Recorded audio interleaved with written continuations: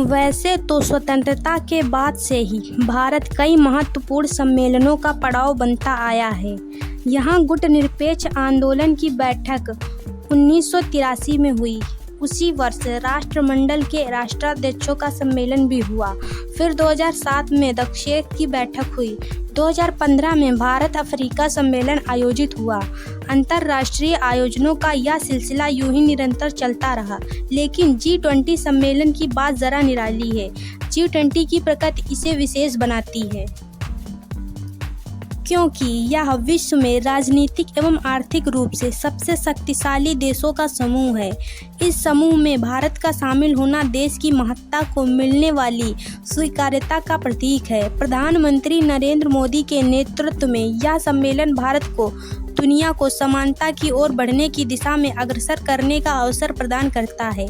अपनी अध्यक्षता के लिए भारत द्वारा चुनी गई एक पृथ्वी, एक परिवार, एक भविष्य की थीम में यह प्रतिबिंबित होता है। यह लक्ष्य बहुत ही महत्वाकांक्षी है, विशेषकर मौजूदा अस्थिर विश्व को देखते हुए यह दूर की कौड़ी दिखता है। इसके बावजूद इस संकल्पना को आगे बढ़ाना भारत के लिए सर्वथा उचित ही है, जो अवधारणा उसकी प्राचीन आध्यात्मिक विरासत से निकली है।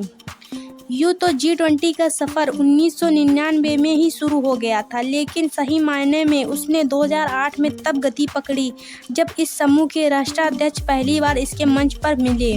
वाशिंगटन में हुई इसकी पहली बैठक का मुख्य मकसद उस वैश्विक वित्तीय मंदी से निपटने के उपाय तलाशना था जिसकी चपेट में आकर कई दिग्गज अमेरिकी कंपनियां ध्वस्त हो गईं। उस मंदी के झटके दुनिया भर में महसूस किए जा रहे थे, क्योंकि जिन कंपनियों की बुनियाद उस मंदी ने हिला दी थी वे दुनिया भर में सक्रिय थीं। तब यह आशंका जताई जाने लगी कि विश्व में पिछली सदी के चौथे दशक वाली भयावह मंदी की पुनरावृत्ति होने जा रही है। ऐसे में विश्व की बड़ी अर्थव्यवस्थाओं के बीच वैश्विक स्तर पर सहयोग आवश्यक हो गया था। तब अमेरिका और यूरोपीय देशों को महसूस हुआ कि उनकी नीतियों एवं गतिविधियों ने विश्व को एक बड़े संकट की ओर ढकेल दिया है और वे अपने दम पर इसका समाधान निकालने में सक्षम नहीं हैं। उन्हें भारत सहित विश्व की प्रमुख अर्थव्यवस्थाओं के सहयोग की आवश्यकता हुई। इस प्रकार 19 देशों और यूरोपीय संघ के साथ G20 के अस्तित्व ने बाकायदा आकार लिया। इनमें उत्तरी और दक्षिणी अमेरिका से संयुक्त राज्य अमेरिका, कनाडा, मैक्सिको, ब्राज़ील और अर्जेंटीना जैसे 5 देश शामिल हैं। फ्रांस, जर्मनी, ब्रिटेन, रूस और इटली जैसे 5 देश इसमें यूरोप का प्रतिनिधित्व करते हैं। वहीं भारत, चीन, इंडोनेशिया, जापान, दक्षिण कोरिया और सऊदी अरब जैसे 6 देश एशिया से हैं। दक्षिण अफ्रीका, ऑस्ट्रेलिया और तुर्की जैसे 3 अन्य देश हैं।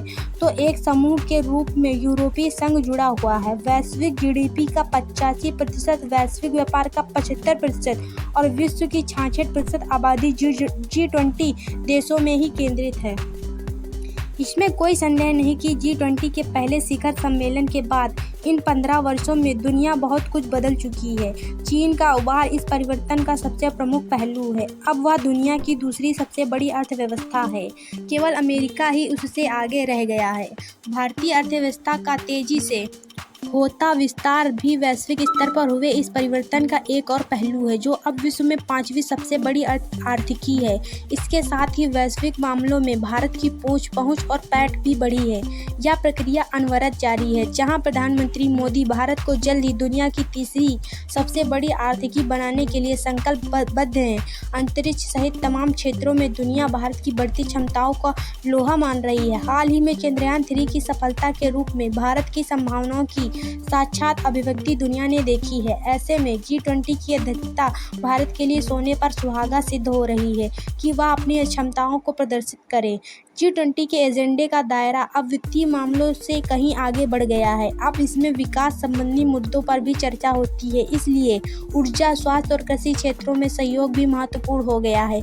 इसके साथ ही पर्यावरण, जलवायु परिवर्तन, सतत विकास, व्यापार और भ्रष्टाचार पर प्रहार जैसे मुद्दे भी अहम बन गए हैं। इन मुद्दों पर सहयोग एवं नीति बनाने के लिए G20 के मंत्री और वरिष्ठ अधिकारी साल भर सक्रिय रहते हैं। अमूमन ऐसी बैठकें मेजबान अध्यक्ष देश की राजधानी में होती हैं।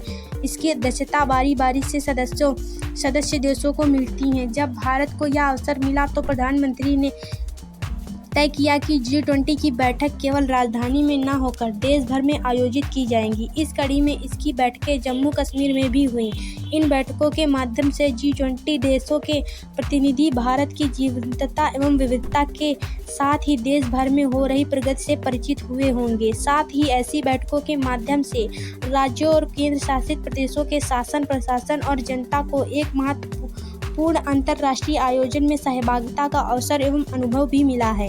इस कदम में वैश्विक मुद्दों को सुलझाने के लिए अंतर्राष्ट्रीय सहयोग की आवश्यकता की महत्ता को भी मुखरता से रेखांकित किया गया है। इनमें मानव कल्याण की दृष्टि से सबसे महत्वपूर्ण है जलवायु परिवर्तन के प्रभावों को घटाना और उनके अनुकूल ढलना। विश्व को पर्यावरण के अनुकूल जीवन शैली को अपनाने की ओर उन्मुख करने में भारत नेतृत्व कर रहा है। इस मामले में प्रधानमंत्री मोदी वही बात दोहरा रहे हैं जो गांधी जी कहा करते थे कि वह विश्व के पास मानवता की आवश्यकता की पूर्ति के लिए तो पर्याप्त है, लेकिन उसके लालच को पूरा करने के लिए नहीं है। इस समय वैश्विक बिरादरी के समक्ष सबसे प्रमुख मुद्दा यूक्रेन पर रूसी हमले से जुड़ा है। फरवरी 2022 से छिड़ी यह जंग अभी जारी है। G20 भी इस युद्ध के साये से नहीं बच पाया, क्योंकि इसके कारण अंतर्राष्ट्रीय स्तर पर ऊर्जा, खाद्य उत्पादों और उर्वरकों की आपूर्ति बुरी तरह से प्रभावित हुई है। पुतिन सम्मेलन के लिए नहीं आ रहे हैं। रूस का प्रतिनिधित्व रूसी विदेश मंत्री करेंगे। ऐसे में आसार दिखते हैं कि चीन के समर्थन से यूक्रेन को लेकर किसी रूसी हस्तक्षेप पर समूह के सदस्यों में कोई साझा सहमति नहीं बन पाएगी। इसका अर्थ यही होगा कि G20 कोई स्वीकार्य संयुक्त बयान जारी नहीं कर पाएगा। भारतीय राजनयिक ग्लोबल साउथ के देशों के मुद्दे पर सकारात्मक दृष्टि से आगे बढ़ने पर जोर देकर इस मुश्किल से पार पाने के प्रयास में लगे हुए हैं। यह एक अच्छा कदम है। भारत अब विश्व के व्यापार संघों का सदस्य है और इसके साथ ही वैश्विक ढांचे के नियम कायदे तय करने में उसकी आवाज़ भी सुनी जा रही है। स्वाभाविक है कि इसके लिए भारत की ओर से चतुराई भरी कूटनीति आवश्यक है। G20 सम्मेलन का भारत सफल आयोजन अंतर्राष्ट्रीय स्तर पर भारत की प्रतिष्ठा बढ़ाने का पड़ाव सिद्ध होगा।